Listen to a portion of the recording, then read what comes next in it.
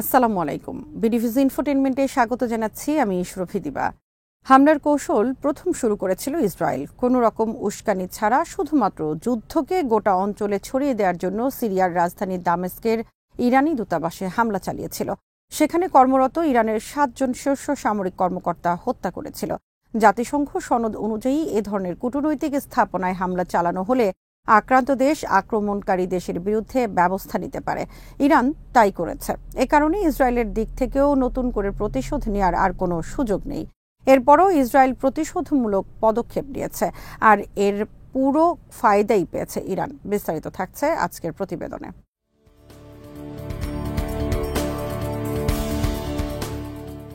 ইসরায়েলের প্রতিশোধ নেয়ার মতো নৈতিক কোনো ভিত্তি নেই, আবার রাজনৈতিক ও কূটনৈতিকভাবেও তাদের প্রাপ্তির কোনো সুযোগ নেই। অভ্যন্তরীণ রাজনীতিতেও ইসরায়েলের কোনো অর্জনের পথ খোলা নেই। ইরানে আক্রমণের সিদ্ধান্ত ইসরায়েলিদের ভেতর মোটেও গ্রহণযোগ্যতা পায়নি। ফলে জনসমর্থন ব্যবহার করে ফায়দা হাসিল কিংবা ইরানে যুদ্ধ করতে সেনা পাঠানোর কোনো সুযোগও নেই। ইসরায়েল মূলত একটি কারণেই ইরানে আক্রমণ করতে চেয়েছে, তা হল নিরাপত্তা ইস্যু।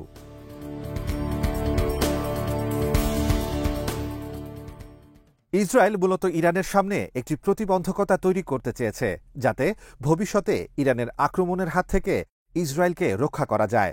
কিন্তু প্রশ্ন হল, ইরানের ইস্ফাহানে ইসরায়েল স্বল্প পরিসরে যে আক্রমণ পরিচালনা করল, তা দিয়ে আসলেই কি ইসরায়েলের উদ্দেশ্য পূরণ হবে? এখনই এর উত্তর নিশ্চিতভাবে পাওয়া সম্ভব নয়। তবে আপাতত যে সব লক্ষণ দেখা যাচ্ছে, তাতে মনে হচ্ছে ইসরায়েলের নেপথ্য উদ্দেশ্য পূরণ হওয়ার আপাতত কোনো সম্ভাবনাই নেই।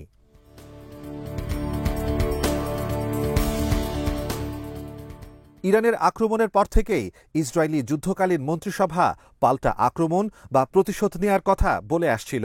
কিন্তু এত কিছু বলে যে আক্রমণটি তারা করল, তাতে সে পুরনো প্রবাদের মতো ফল হয়েছে, যত গর্জে তত বর্ষে না। ইসরায়েলের প্রতিশোধ আক্রমণকে বলা হচ্ছে সীমিত পরিসরের আক্রমণ। এই সীমিত বিশেষণটি যেমন আমেরিকানরা ব্যবহার করেছে, ইসরায়েলিরাও একই দাবি করছে।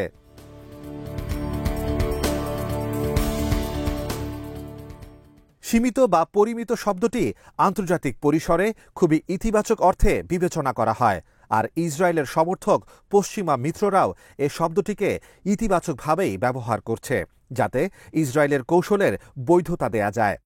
তবে কূটনীতি আর সমরনীতি এক নয়। কূটনীতিতে সীমিত আক্রমণ দিয়ে ইসরায়েল ফায়দা পেলেও দেশটির মূল প্রতিপক্ষ ইরানের নীতি নির্ধারকেরা এ ধরনের সীমিত আক্রমণকে খুব একটা পাত্তা দেবে না।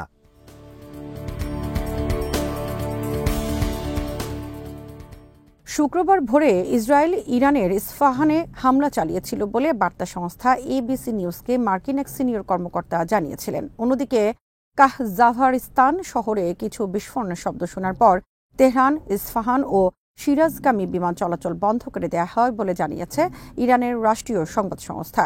কাহজাভারিস্তান শহরটি ইস্ফাহান বিমানবন্দরের কাছাকাছি অবস্থিত একটি এলাকা।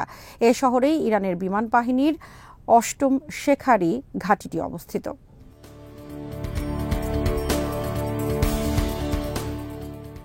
ইসরায়েলের সীমিত পরিসরের এই হামলায় কোনো হতাহতের বা কোনো স্থাপনার ক্ষয়ক্ষতির কোনো তথ্য পাওয়া যায়নি। বিমান ঘাঁটি ছাড়াও কাহজাভারিস্তান শহরটিতে আরও বেশ কিছু সামরিক স্থাপনা রয়েছে। এর মধ্যে রয়েছে ভূগর্ভস্থ নাতানজ পারমাণবিক সাইট। এটি টার্গেট করে এর আগেও ইসরায়েলি গোয়েন্দা সংস্থা মোসাদ একাধিকবার আক্রমণ চালিয়েছে।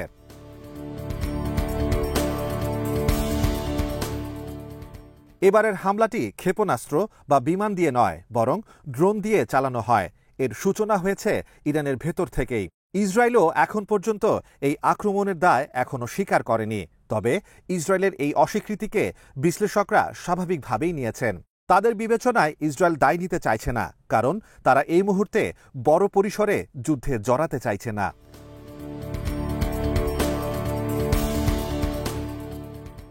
আবার ইরানও স্পষ্ট করে ইসরায়েলের বিরুদ্ধেই এ হামলার দায় দিচ্ছে না, বরং তারা দাবি করছে ইরানের ভেতর থেকেই এ হামলা চালানো হয়েছে, যাতে কিছু অনুপ্রবেশকারীরা অংশ নিয়েছেন। ইরান ও ইসরায়েলের এই বক্তব্যকে ঘটনাকে আড়াল করার প্রচেষ্টা হিসেবে দেখা হচ্ছে।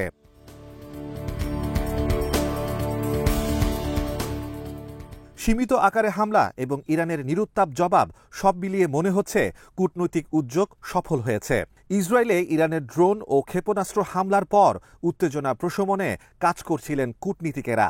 ইরানের গণমাধ্যম ও কর্মকর্তারা ওই ঘটনাকে ছোট আকারের বিস্ফোরণ বলে বর্ণনা করেছেন। তারা বলছেন, ইরানের আকাশ প্রতিরক্ষা ব্যবস্থা মোতায়েনের পর ইস্পাহান শহরে 3টি ড্রোন আঘাত হানে। তারা ওই ঘটনাকে ইসরায়েলের বদলে বরং অনুপ্রবেশকারীদের হামলা বলে দাবি করেন।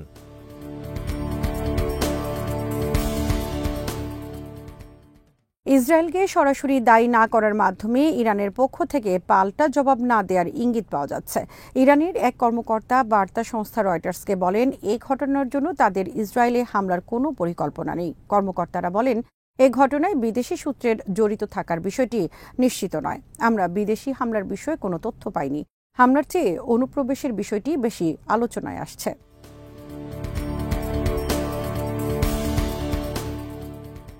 ইরানের ভেতরে হামলার বিস্তারিত তথ্য এখনও পুরোপুরি স্পষ্ট নয়।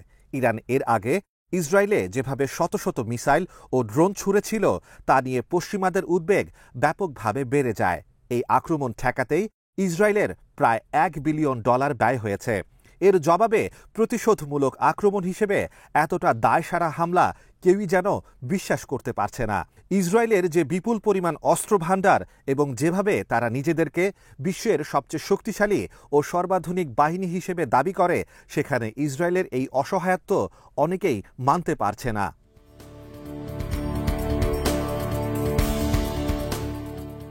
ইরানের বড় ধরনের হামলার বিপরীতে যদি সামান্য একটি বিমান ঘাঁটির আশপাশে হামলা চালিয়েই ইসরায়েল ক্ষান্ত হয়, তাহলে ইরানের শক্তিমত্তা ও আত্মবিশ্বাস অনেকটা বেড়ে যাবে।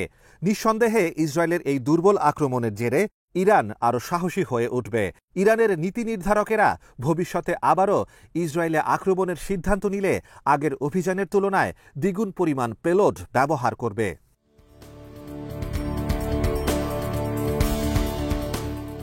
ইরান বিগত অনেক বছর জুড়েই যুক্তরাষ্ট্র ও এর মিত্রদের স্যাংশনের আওতায় রয়েছে। এই পরিস্থিতির মধ্যে ইরান যেমন টিকে থাকতে শিখে গেছে, ঠিক তেমনি তারা বুঝে গেছে তার প্রতিপক্ষ, বিশেষ করে আমেরিকা, প্রতিরোধ কৌশলের ওপর আস্থা রাখতে পারে না। যুক্তরাষ্ট্র বরং প্রতিপক্ষদেরকে নানা ধরনের নিষেধাজ্ঞা ও স্যাংশনের বেড়াজালে রাখতেই বেশি স্বস্তি বোধ করে।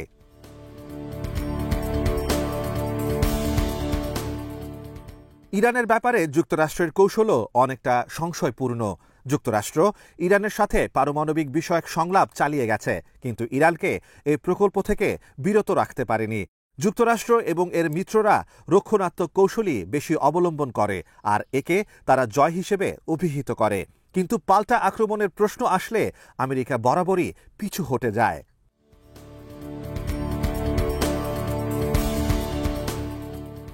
সার্বিকভাবে মনে হচ্ছে ইরানের ভেতরে আক্রমণকে ইসরায়েলের প্রতিক্রিয়া হিসেবে বিবেচনা করার সুযোগ নেই।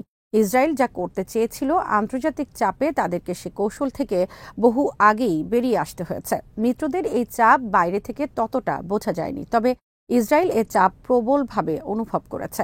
যুক্তরাষ্ট্রের সাথে বিগত কয়েক মাস ধরেই ইসরায়েলের সম্পর্কে টানাপোড়েন চলে আসছে।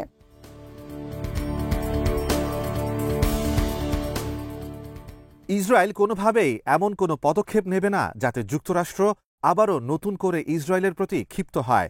পরিস্থিতি যে কোনো সময়ই পাল্টে যেতে পারে। দুদেশই যে কোনো মুহূর্তে আবারও হামলা করে বসতে পারে। কিন্তু ইসরায়েল যদি শেষ পর্যন্ত এত প্রস্তুতির পরও আক্রমণ না করে, বরং সংযত থাকে, তাহলে বুঝতে হবে আমেরিকা, ব্রিটেন এবং পশ্চিমা দেশগুলো হয়তো তেহরানকে নিয়ন্ত্রণে কূটনৈতিক প্রক্রিয়ার উপরই বেশি নির্ভর করতে চাইছে।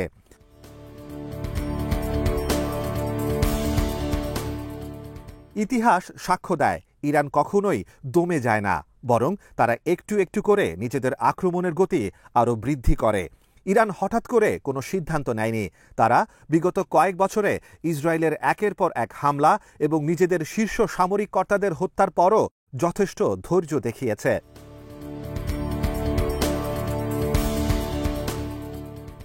ইরানের দিক থেকে ধৈর্য ধরা কিংবা বিরত দেয়া সবসময়ই বড় কোনো সামরিক পদক্ষেপের পূর্ব লক্ষণ।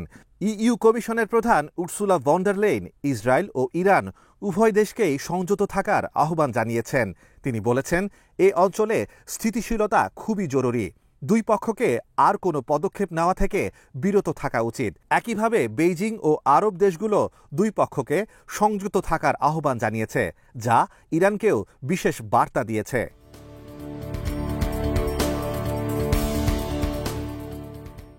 আজ এখানেই শেষ করছি। সমরাষ্ট্র প্রতিরক্ষা কূটনীতির নানা তথ্য জানতে চোখ রাখুন বিডিভিউজ ইনফোটেইনমেন্টে। চ্যানেলটি ভালো লাগলে সাবস্ক্রাইব করুন, সংযুক্ত থাকুন আমাদের ফেসবুক পেজে। আল্লাহ হাফেজ।